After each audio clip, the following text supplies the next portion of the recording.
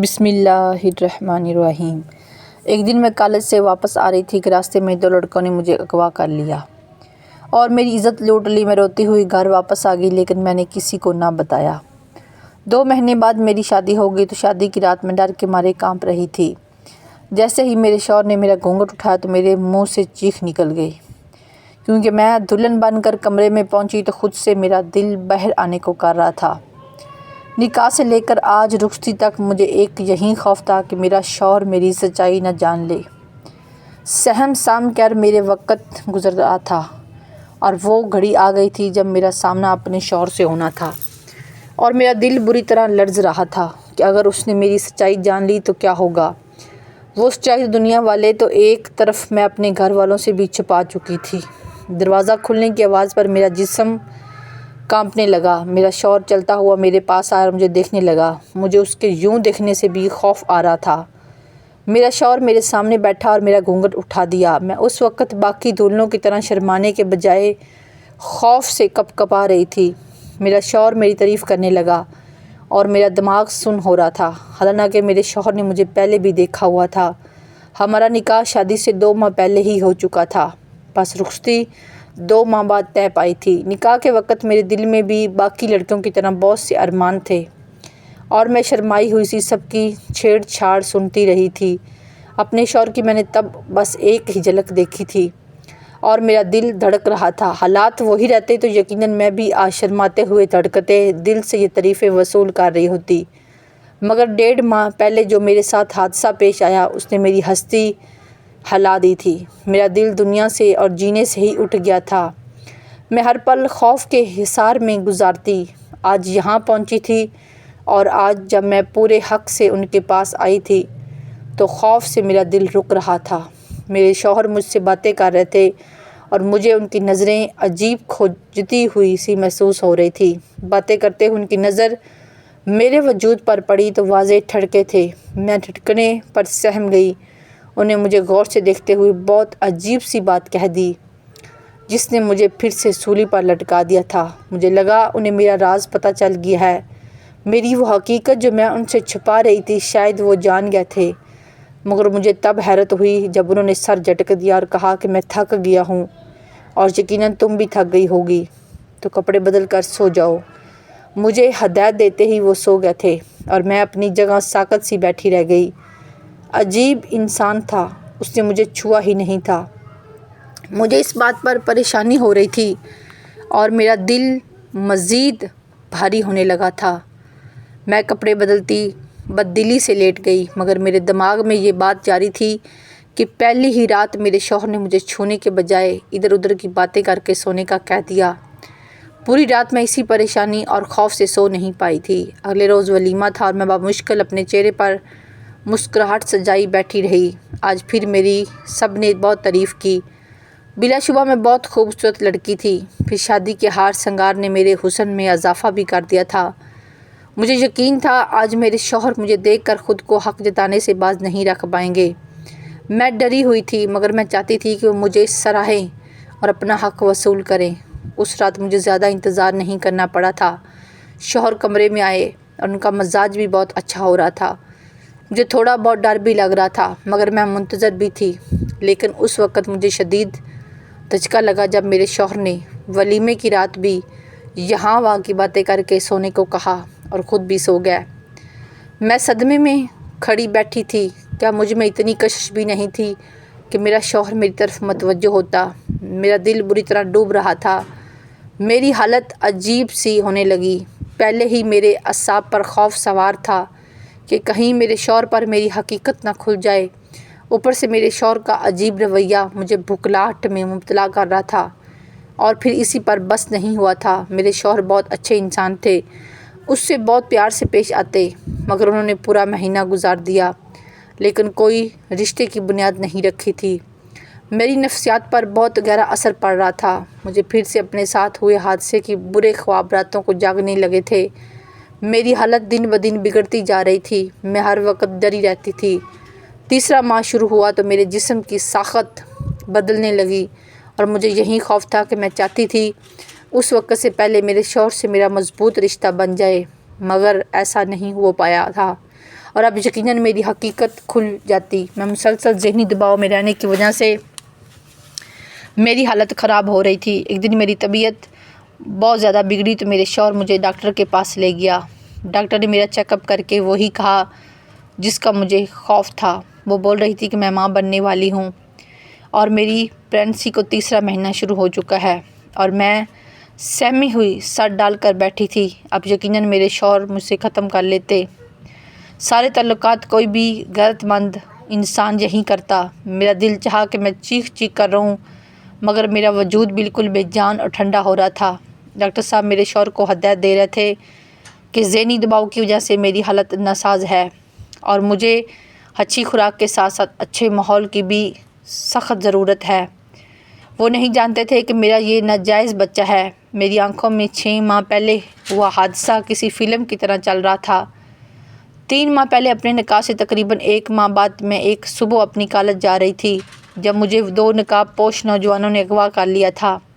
میں اس وقت ایک قدر سنسان جگہ پر تھی، اس لیے میری چیخو پکار سے کوئی بھی فائدہ نہیں اٹھا پا تھا، اور وہ لڑکے وہیں قریب کسی جگہ لے جا کر میری بے بسی کا فائدہ اٹھاتے ہی میری عزت لوٹنے لگے تھے۔ میں نے بہت فریاد کی، میں نے بہت واسطے دیے، مگر وہ بہرے ہو چکے تھے۔ میں چیخ چیخ کر رونا چاہتی تھی، مگر میری آواز دبا لی گئی تھی۔ میں کچھ بھی نہیں دیکھ پائی تھی، نہ میں زیادہ کچھ جانتی تھی۔ مجھے بس اتنا یاد تھا کہ ایک لڑکا جس نے میرے ساتھ زیادتی کی تھی، اس کے پورے چہرے پر عجیب سی شکل کا سایہ ماسک چڑھا ہوا تھا اور سیاہ شرٹ پر بھی عجیب سا کچھ لکھا ہوا تھا، مگر یہ ثبوت انہیں بعد میں تلاش کرنے کے لیے ناکافی تھے۔ اس روز میں نیم بے ہوش تھی۔ کچھ دیر تو وہیں پڑی رہی اور مجھے لگا کہ میں مر جاؤں گی، اگر نہ مری تب بھی میں اپنی جان لے لینا چاہتی تھی۔ کچھ دیر بعد ان نقاب پوش لڑکوں نے مجھے اسی جگہ پر جا کر چھوڑ دیا جہاں سے وہ مجھے لے گئے تھے۔ میں خود کو سنبھالتی روتی روتی گھر پہنچی تو چھوٹی بہن کے علاوہ کوئی نہیں تھا۔ میں اپنے کمرے میں جا کر بند ہو گئی اور پھوٹ پھوٹ کر رونے لگی۔ مجھے غم اور پریشانی سے بخار ہو گیا تھا۔ راتوں کو میں ڈر جاتی ہوں اور مجھے خواب میں وہ نقاب پوش نظر آنے لگتے تھے۔ چیخیں دبا کر سسکتی تڑپتی آنکھوں میں رات کاٹ دیتی، مگر کبھی کسی کو بتانے کی ہمت نہیں کر پائی تھی۔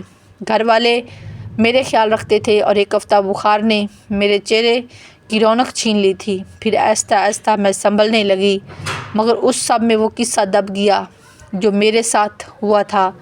آہستہ آہستہ میں اس تکلیف دہ وقت سے نکلنے لگی اور میرا ان سیاہ خوابوں کا سلسلہ بھی بند ہو گیا۔ میں نے گھر والوں سے وہ بات چھپا لی تھی اور خود کو سنبھال لیا، مگر کچھ وقت مزید گزار کر تو مجھے خود میں کچھ تبدیلیاں سی محسوس ہونے لگی۔ اکثر میرا سر چکرانے لگتا اور مجھے ابکیاں آنے لگتی تھی۔ میں خوف زدہ ہو گئی۔ مجھے ڈر تھا کہ یہ سب اس روز ہوئے حادثے کا نتیجہ نہ ہو۔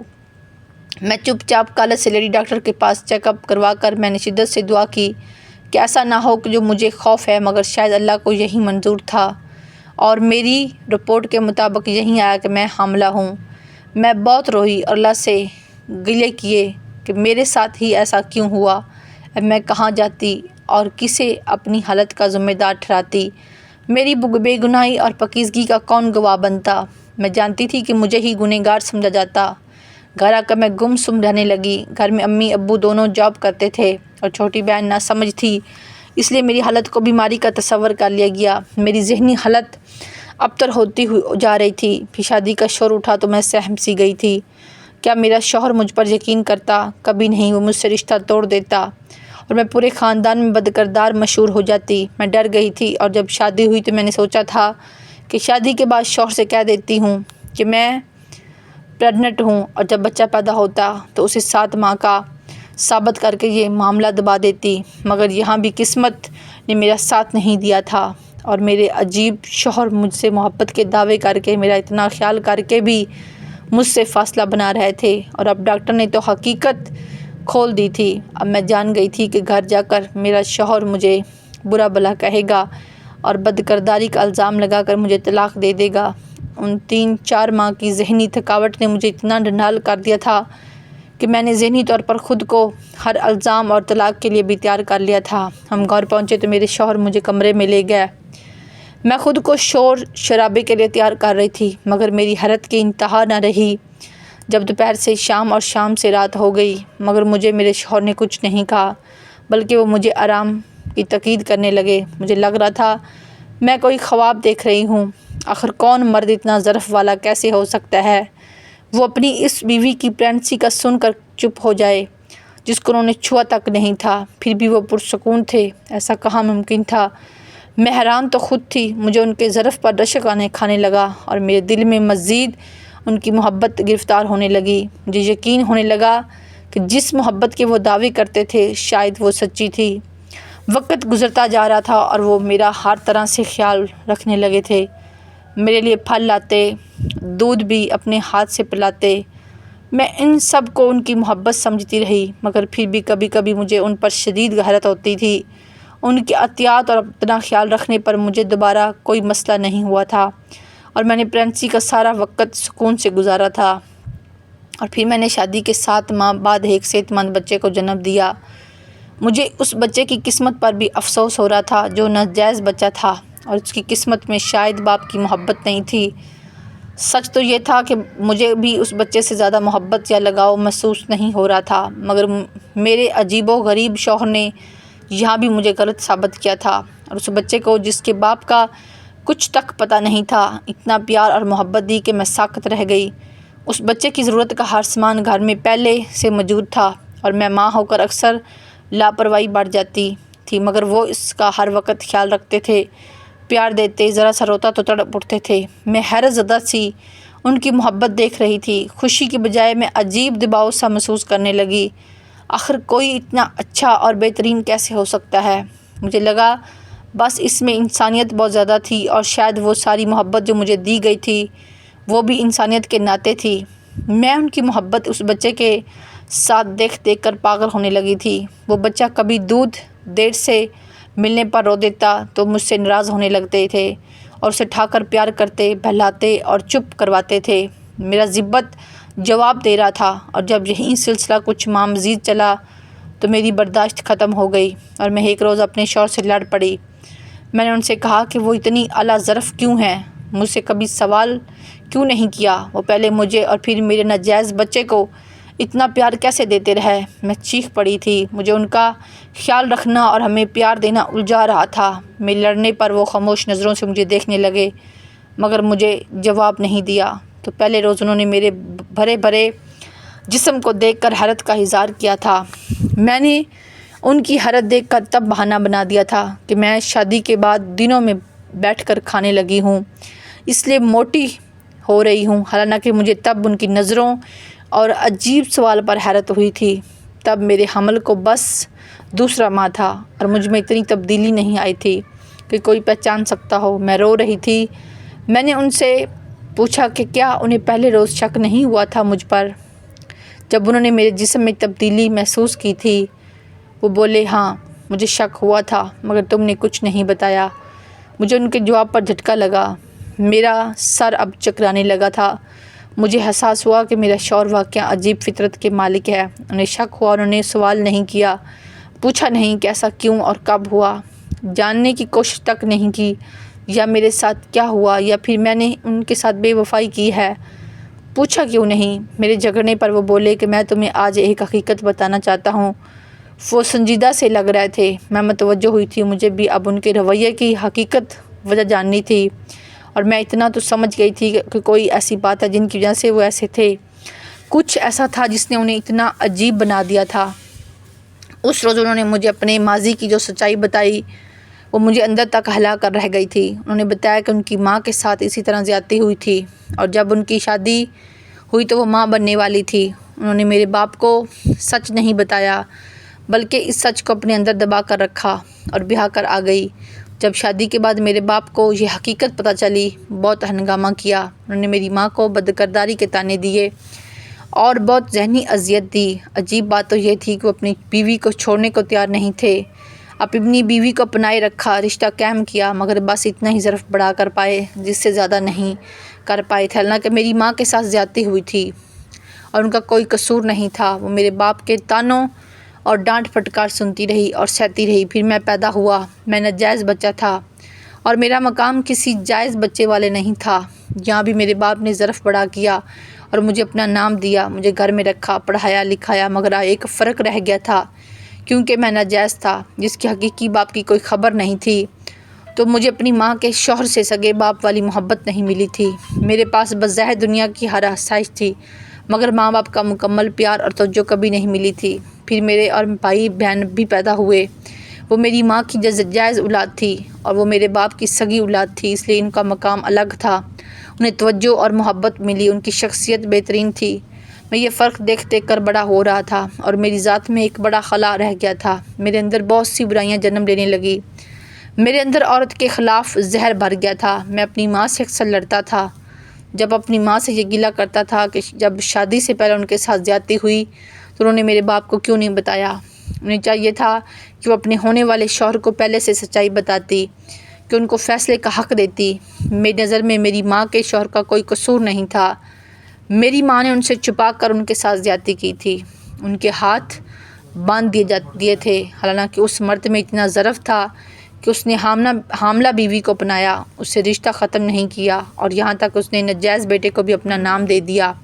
اس مرد کو اگر شادی سے پہلے حقیقت کا علم ہوتا تو وہ کبھی میری ماں کو نہ چھوڑتا، ہاں اگر بس اتنا ہوتا کہ وہ اس زوم میں رہتا کہ یہ فیصلہ اس نے اپنی مرضی سے کیا ہے، اسے یہ مان ہوتا کہ میری ماں نے اس پر اعتبار کیا، میرے شوہر بول رہے تھے اور میں جسے برف کی طرح بن چکی تھی، یعنی میں نے اپنے شوہر کی ماں والی قسمت پائی تھی، تو یہ تھا وہ ماضی جس کی وجہ سے انہوں نے شک ہونے پر مجھ سے سوال نہیں کیا، بلکہ حقیقت پتہ چلی تو لڑنے یا مارنے کے بجائے دل سے اپنا لیا۔ میرے شوہر نے میری طرف دیکھا اور مجھ سے کہا کہ میرا تم سے یہی سوال ہے کہ تم نے مجھ سے کیوں چھپایا وہ سب، کیا تم اس میں سب میں شامل تھی، کیا تمہارا کسی سے ناجائز تعلق تھا؟ میں ان کے سوالات پر تڑپ اٹھی تھی، میں نے جلدی سے نفی میں سر ہلا کر انکار کیا اور انہیں یقین دلانے لگی کہ ایسا کچھ نہیں ہے۔